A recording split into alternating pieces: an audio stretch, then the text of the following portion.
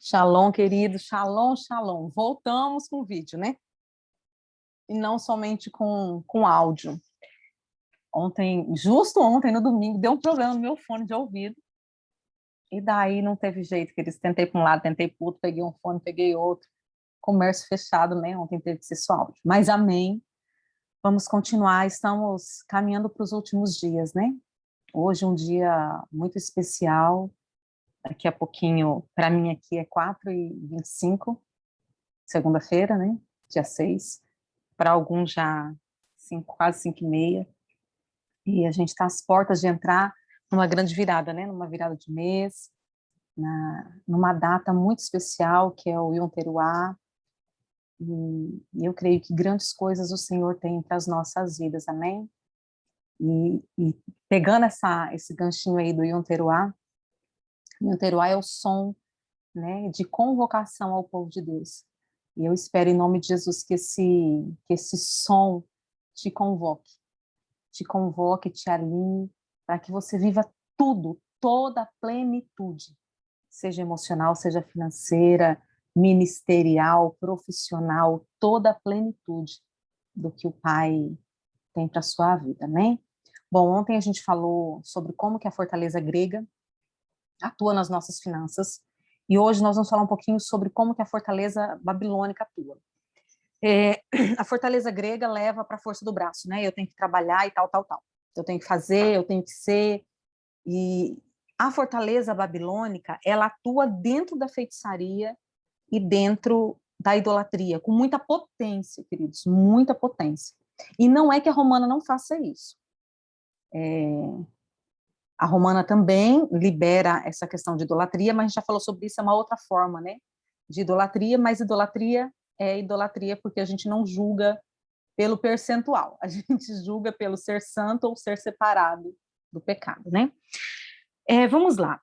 Quando a gente fala sobre feitiçaria, quando a gente fala sobre idolatria, queridos, é muito mais profundo, porque talvez você escute eu falando isso e fale assim, então eu estou tranquilo, porque eu não pratico, eu não adoro mais de 2.500 deuses, eu não adoro esses deuses, eu não atuo nisso. A questão é, queridos, eu preciso trazer algo para vocês hoje, que talvez para a grande maioria não seja novidade, mas sempre tem alguém que ainda não sabe e não conhece, amém? Deus é um Deus atemporal. O que isso quer dizer? Isso quer dizer que o Senhor, ele está acima do tempo. O tempo está dentro de Deus. Deus é o começo, meio e fim de todas as coisas. Tudo está nele, tudo foi feito por ele, e para ele são todas as coisas. E quando a gente, dentro da nossa limitação, né, nós somos seres extremamente limitados, a gente lembra algumas coisas do passado, vive o presente e tenta viver o futuro, ainda que a gente não esteja lá, né? Cria essas ansiedades pelo futuro. Porém, eu preciso que você entenda que tudo está diante de Deus como se fosse agora. Porque Deus é o Deus eterno, ele habita na eternidade. Então, eu quero que você entenda que para Deus olhar para a criação, olhar para a Terra, olhar para o universo, olhar para as galáxias e ver o dia da criação e até o último dia, Deus não tem problema algum em fazer isso, porque a eternidade está em Deus, porque Deus é maior do que tudo isso. Então, aquilo que eu fiz no passado, para mim está no passado. Para mim, às vezes eu nem me lembro quantas coisas, queridos, quantas coisas em momentos de libertação, em momentos de renúncia, eu nem lembrava e depois eu falava, meu Deus, eu já fiz isso. Jesus amado, isso aqui eu já pratiquei. Porque a gente é muito limitado. Porém, para Deus, tudo está patente aos olhos do Senhor. Na verdade, tudo está visível no mundo espiritual. E daí tá. Eu já falei no pessoal do Reset, né, que é o pessoal que a gente trabalha a libertação ou a mudança de mente ou a mudança de cultura, queridos, não é algo simples, é tomada de território. O que nós estamos fazendo? Nós estamos denunciando a obra das trevas, saindo do território das trevas e, ao mesmo tempo, guerreando para tomar o território de Cristo, a mente de Sião. Então, nós estamos numa grande guerra de tomada de território. E tudo que nós fazemos, não existe nada, queridos, solto. isso aqui eu fiz e está solto. Não. Ou nós fazemos, e a nossa vida é de adoração ao Senhor, ou nós fazemos e nos ligamos com as trevas. Entende? Você consegue entender isso? E daí tudo que eu fiz no passado, e aquilo que eu fiz no passado, e não foi lavado pelo sangue do Cordeiro, e não foi confessado, e não foi deixado, porque a gente tem aprendido com essas frequências, com essas fortalezas, que a gente está muito mais inserido nelas do que o que a gente imaginava, né? Tudo aquilo que eu não passei pelo processo da conversão, pelo processo da santificação, ele está latente diante do Senhor. E se ele está latente diante do Senhor, ele está latente no mundo espiritual, e os demônios também têm autorização para atuar. Pastora, mas a obra de Cristo foi completa. Sim. E se não fosse a obra de Cristo, nós não poderíamos fazer nada, queridos. Mas daí agora eu preciso pegar a obra de Cristo que está completa, está consumada no reino do Espírito e preciso trazer ela para a minha vida. E daí o reino de Deus é tomado por esforços. E se não fosse a obra de Cristo, nenhum esforço meu não seria o suficiente. Eu não teria possibilidade de ter isso. Então vamos lá. Quando eu servia a outros deuses, pastora, mas eu nunca fiz nada. Eu era aquela católica só de nome, estou falando de mim, tá? Queridos, não importa. Eu vou dar um exemplo. Na minha adolescência, eu não consigo lembrar, queridos, exatamente se foi uma leitura de mão ou se foi uma cartomante que eu fui. Você vê o tanto que minha mente é boa, né? Mas foi numa dessas duas.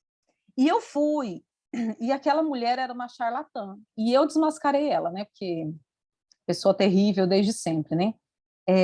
Ela estava aplicando um golpe na cidade.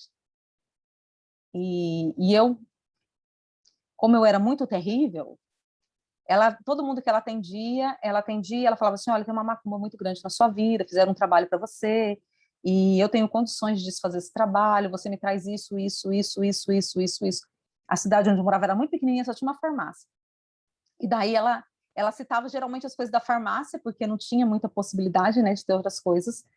E ela falava assim, mas só que para mim desfazer você não pode contar para ninguém. E ela falava isso para todo mundo. E daí eu fui, já cheguei em casa contando pra minha mãe, né? Minha mãe, André, mas não pode falar. Eu falei, você vai levar as coisas? Eu falei, vou nada. Eu não vou levar nada pra essa mulher, não. Daí eu já contei para uma amiga minha. Essa minha amiga também tinha ido nela. E a amiga falou assim, mas ela falou a mesma coisa para mim. Daí a gente já foi e contou para Raimundinha, que era a dona da farmácia. E ela tinha falado a mesma coisa. Resumo, querida, essa mulher foi expulsa da cidade, né? Tá. Mas daí, hoje eu dou risada dessa situação, mas querendo ou não querendo, de uma forma sutil, superficial ou não, eu me envolvi com as trevas dentro disso. Eu fazia simpatia, nunca fiz nada assim muito uau, mas eu fazia simpatia. Eu lia a revista de horóscopo, achava ridículo, ridículo, ridículo, ridículo, porque eu pensava assim, até parece que vai acontecer a mesma coisa para todo mundo. Eu achava ridículo. Eu fazia... Os mais velhos vão lembrar de quando o Gugu tinha um programa no domingo, que era bem místico. Não sei se era Domingo Legal. Sei lá, era um programa no domingo, e ele tinha um quadro no programa que ia um povo lá bem místico lá e fazia várias coisas. Tudo que eles faziam, eu fazia em casa. Então, assim, eu me envolvi com as trevas. E daí você pode falar assim, pastora, mas isso era coisa de menino. Não. Queridos, o que eu fiz deu legalidades na minha vida. E quem foi na macumba, quem foi no espiritismo, deu outros tipos de legalidade, mas legalidade é legalidade. E daí eu quero que você entenda o seguinte, por que eu estou falando tudo isso aqui? Porque eu quero trazer o que a Babilônia faz nas nossas finanças. Queridos, tudo é oferta. Por exemplo, eu fui lá naquela cartomante, sei lá, eu levantei uma oferta. Pastora, mas você não pagou. Não, não paguei para fazer o trabalho, né? Pode fazer o trabalho. Mas eu paguei para ir nela. É uma oferta. Eu ia na igreja romana, eu não era praticante, mas as festas eu não perdia uma, né? A bandoleira não perdi numa festa. E daí eu ia nas festas, e, por exemplo, o Correio Elegante, o Correio do Amor, eu que tomava conta. Então, eu comprava tudo, queridos. Eu comprava, eu fazia, eu confeccionava todos os cartãozinhos, eu escrevia à mão. Eu gosto muito de mexer com essas questões de artesanato. Eu fazia tudo à mão para vender e para reverter o dinheiro para a igreja. Então, isso eram ofertas. Eu ofertava o meu trabalho, eu ofertava o meu tempo, eu ofertava a minha vida para fazer aquilo. Isso são ofertas. E essas ofertas, elas vão para alguém. elas vão para um ser, elas vão para um Deus. E esse Deus recebe essas ofertas e ele passa a comandar a nossa vida. Então, quando eu entro nesses altares babilônicos, independente do tempo, queridos, eu preciso quebrar esses altares. E daí aqui, ontem eu não falei porque foi essa correria sem o fone para fazer a ministração, mas eu quero deixar algo para você hoje. Se você puder, em todos esses dias, levante uma oferta. Ai, pastor, eu sabia, estava demorando. Eu não estou falando para você me entregar uma oferta. Ora, entrega onde você quiser, onde o Senhor falar com você, na sua igreja, no gasofilaço, com o seu pastor, mas levante uma oferta. Pastor, eu estou sem dinheiro. Eu não estou falando para você levantar R$100 por dia, queridos. Levante uma oferta. Pastor, eu posso levantar R$1 por dia. É uma oferta. Pastor, eu posso levantar a moeda, R$5, R$10. É uma oferta. Mas levante uma oferta todos esses dias declarando altares feiticeiros, altares que prenderam as minhas finanças. Eu estou levantando novos altares diante do Senhor. Eu estou quebrando esses altares e estou levantando novos altares para o Senhor. Sabe, nós precisamos mudar isso, queridos. Nós precisamos mudar a nossa mentalidade. Eu quero que você entenda. Eu já dei esse conselho, não cabe aqui, mas eu vou falar isso aqui. Por exemplo, eu já aconselhei homens que têm problema sexual, e eu falo assim, quanto tempo você ficava na pornografia por dia? Ah, pastora, tinha dia que eu assistia um filme, tinha dia que eu via vídeos, então, faz os cálculos. Quantos anos você ficou envolvido nisso? Agora você vai levantar altares maiores para o Senhor. O que isso quer dizer? Você levantava 1 hora por dia na pornografia, então agora faça 1h30 por dia para o Senhor, até que o altar que você está fazendo para o Senhor seja maior do que esse altar da pornografia. E eu estou fazendo isso aqui para trazer para esse contexto nosso aqui, queridos. Quais foram os altares que você levantou para as trevas? Para pensar aí. Esses dias eu achei tão tremendo. Uma irmã me procurou que ela queria dar uma oferta pelo batismo dela. Mas não fui eu que falei, tá? Eu achei tremendo o entendimento dela, porque eu não tinha esse entendimento. Ela foi pesquisar quanto que tinha sido a taxa de batismo. E daí ela ofertou o dobro. Você entende que não é valores, queridos? Vocês entendem que são altares e que esses altares estão falando a nosso respeito no mundo espiritual? Estão nos denunciando? E esses altares estão dizendo o que nós temos que viver aqui nessa terra? E às vezes a gente tem uma vida toda bagunçada, queridos. A Bíblia diz, eu quero ler para vocês, deixa eu subir aqui um pouquinho. Só um minutinho. A fortaleza babilônica envolve nossas finanças em orgias, falsas adorações, altares contaminados. Então, assim, a fortaleza babilônica, ela gera isso nas nossas finanças. Mas vamos ver o que subir aqui que eu passei demais.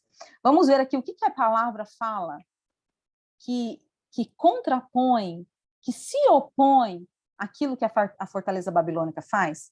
Deuteronômio 6, 3 e 4 diz assim: ouve, pois, ó Israel, e atenta em guardares para o bem, para que bem te suceda e para que te multipliques, como te disse o Senhor teu Deus, o Deus de teus pais, na terra que mana leite e mel. Ouve, ó Israel, o Senhor nosso Deus é o único Deus.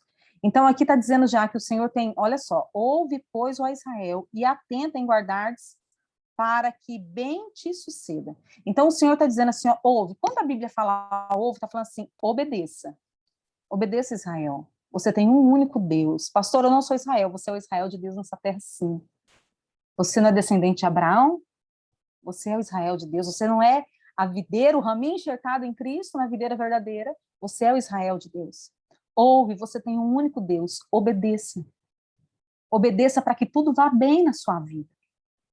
Quando a palavra fala para que tudo vá bem, queridos, o Senhor está dizendo para que tudo vá bem. Não existe áreas específicas, é para que tudo vá bem. Lucas 4:8 diz assim, e Jesus respondendo disse-lhes, vai-te para trás de mim, Satanás, porque está escrito, adorará o Senhor teu Deus, só a ele servirás. E Salmo 115:8 diz assim, a ele se tornem semelhantes os que o fazem, e como todos aqueles que neles confiam. Então, olha só, o Senhor está dizendo assim, ó, eu sou o único Deus, Jesus disse, ó, sai para lá, Satanás, só o Senhor é para adorar. E daí vem o salmista e diz assim, olha, mas aqueles que fazem o que fabricam se tornam semelhantes a eles. Queridos, deuses, imagens não têm nada. Sabe o que eles têm? Eles têm um pedacinho onde você coloca eles. A minha filha, aqui em Ariquemes tem uma lojinha que começou de R$1, hoje é 4. E tem várias coisinhas de Tupperware, coisinhas. Tupperware falso, né? Mas assim, coisinhas. E eu fui lá esses dias para ver se tinha brinquedinho para cachorro. Lá tem umas cordinhas que minha cachorra ama e destrói, né? E eu fui lá para ver. E daí, a gente saindo da loja, minha filha falou assim, nossa, mãe, mas santo não vale nada mesmo, né? Eu falei, do que você está falando? Ela falou assim, mãe, você viu que tem imagem aqui para vender? Eu falei, não. Ela falou assim, tem uma imagem, R$4. Vamos nós comprar um elemento profético, uma menorá, uma mezuzá, um talite. Olha como as coisas de Deus são valiosas. E olha como as coisas do diabo não valem nada. E eu nunca tinha parado para pensar nisso. O quanto isso é sério. O que uma imagem tem, queridos? Ela tem um lugarzinho que você coloca ela na estante, no chão.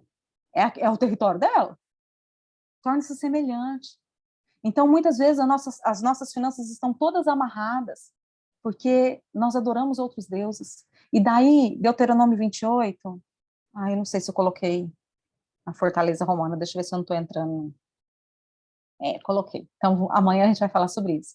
Mas o que eu quero que você entenda é, se você adorou outros deuses, as suas finanças podem estar amarradas sim, por causa dessas falsas adorações. Então, queridos, se posicione dentro desse processo de santificação, de limpeza, de mudança.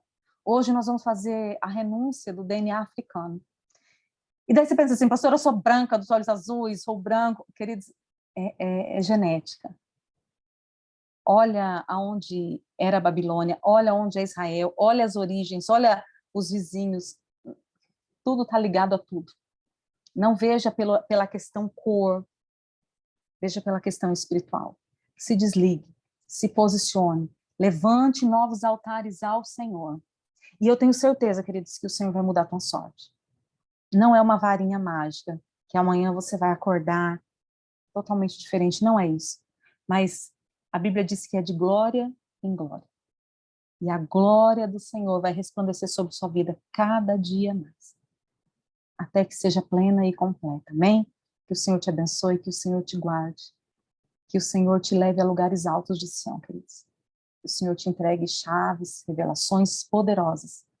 Que você seja uma potência nessa terra. Que você seja o poder de Deus manifesto nessa terra. Até chuvado, Pai, gerando esse retorno, esse tempo de arrependimento e sendo canal para que outras pessoas também sejam. Amém? Shalom, shalom, queridos. Deus te abençoe. Nos vemos amanhã. Amém?